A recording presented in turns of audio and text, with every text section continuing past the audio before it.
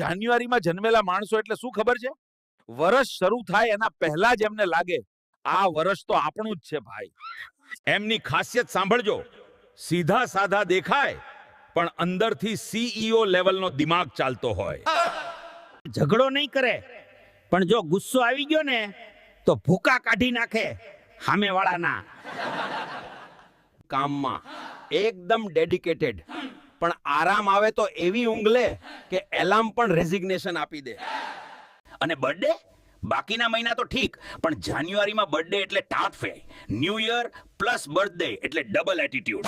એટલે જો તમારો ફ્રેન્ડ, ગર્લફ્રેન્ડ, ભાઈ, બેન અથવા તમે પોતે જાન્યુઆરીમાં જન્મેલા હો તો એક વાત યાદ રાખજો, આ લોકો વર્ષ શરૂ કરે છે એટલે આખું વર્ષ એમની પાછળ ચાલે છે.